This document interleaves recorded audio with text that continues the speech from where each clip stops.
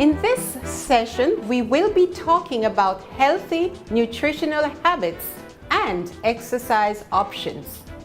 If you have been diagnosed with type 2 diabetes or answered yes to any of the questions on the Diabetes Awareness Checklist, or have any signs and symptoms of diabetes, you should establish a good relationship with food. By that I mean how much you eat, how often you eat, and what you eat. Food frequency, portion size, and good quality food is crucial to you having good health.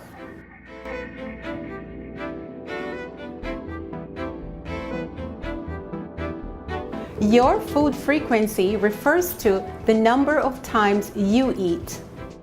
Food frequency is a key factor in managing diabetes. Here are two easy and proven ways of managing food frequency that you can work out with your dietitians.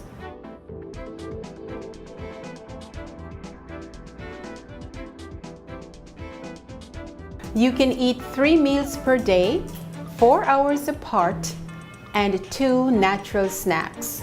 At 7 a.m., you can have your breakfast meal and 1 glass of water. At 10 a.m., you can have a snack and 1 glass of water. At 12 noon, you can have your lunch meal and 1 glass of water.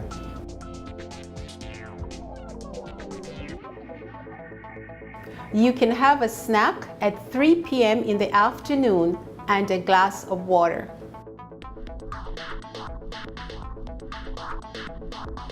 At 5 p.m., you can have your dinner meal and 1 glass of water.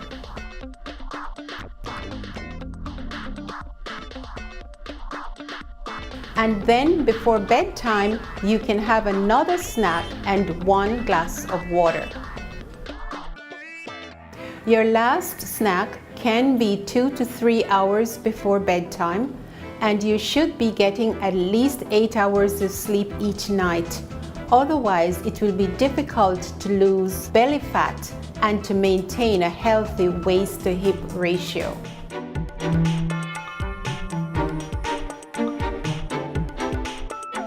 In frequency option 2, you're having 6 small meals every 2 to 3 hours.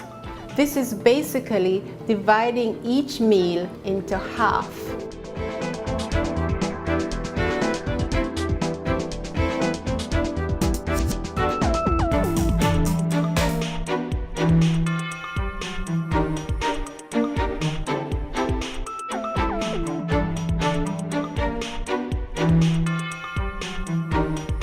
This is a sample plate. It's about 8 inches in diameter.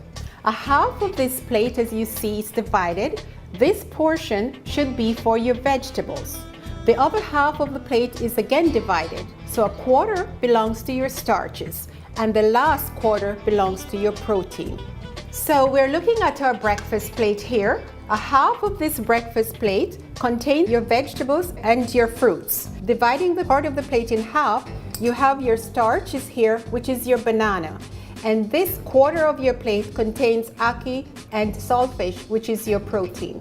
This is your lunch plate. Your lunch consists of a salad and chicken roti. On half of the plate is your salad. On the other half of the plate is your chicken roti. And inside this roti, the chicken is the protein and the roti is the starch. And the last plate is your dinner plate. And on this dinner plate, we have stir-fried vegetables, shrimp, and rice with corn and peas. The stir-fried vegetables occupies a half of your plate. The shrimp would occupy a quarter of your plate, and the remaining quarter is occupied by the rice, which is your starch.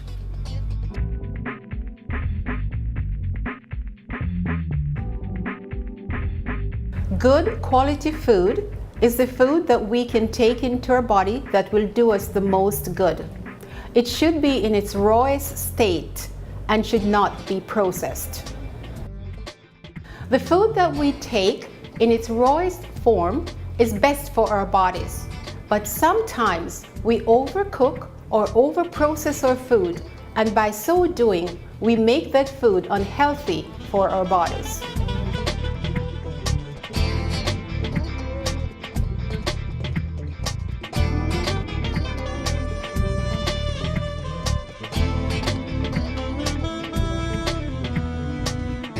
The bread that we should choose less often is white bread.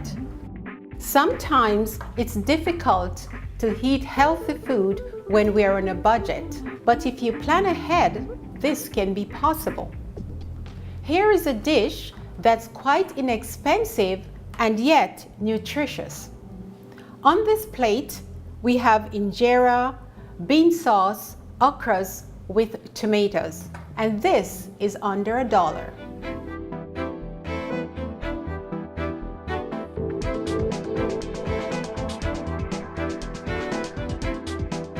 Protein is important for your overall health. Protein acts like a traffic light. It slows down the absorption of sugar from your stomach into your bloodstream. On this plate, I have a display of proteins that can be an alternative to red meat. There are eggs, fish, nuts, lentils, and chickpeas. These are all healthy alternatives to red meat.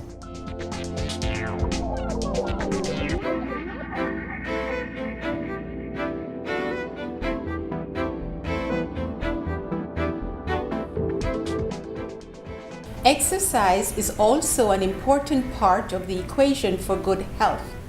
Let's see what Samantha, our healthy living animator and exercise consultant, has to say about it. Many people don't get the exercise their bodies needs because they're struggling with various barriers. I often hear that busy schedules don't leave enough time for people to do exercise. Others also struggle with Canada's 4 seasons, so the long winters don't make you feel like going outside and exercising very much. Others have a hard time finding safe, affordable, and fun exercise options. Being overworked and feeling tired often feed into this vicious cycle of low energy and lack of motivation. These barriers are very real, but here are some tips to get over the time crunch, the weather, and finding safe, affordable, and fun exercise options. If you watch TV to unwind or take a break, consider using commercials as a great time to exercise. An hours-long television show has at least 15 minutes of commercials, and the average North American watches at least 3 hours of television per day. Identify a series of stretching, strengthening, and cardio exercises you can do while watching your favorite TV shows. If you don't have space in your home, you can go outside, but if it's too cold or rainy, you can always walk around the mall. But remember, no shopping until you've exercised. Add some fun by using a pedometer, which counts your footsteps and tracks how many kilometers you've covered. Or pop in some headphones and listen to your favorite music to help set your pace and reach your target heart rate. You can also join an exercise group at your local community center or community health center. A lot of community programs are either free or very inexpensive. Regular exercise helps the body to manage blood glucose levels and improves the sensitivity to insulin. Better blood glucose means reducing your risk of getting type 2 diabetes, reduces your chances of suffering from a heart attack, stroke, or any other diabetes-related complications. Research shows that lifestyle changes can help prevent or delay the onset of type 2 diabetes. Your diabetes education, which includes a healthy meal plan, weight control, physical activity, and blood pressure management, are important to your overall prevention and management of type 2 diabetes.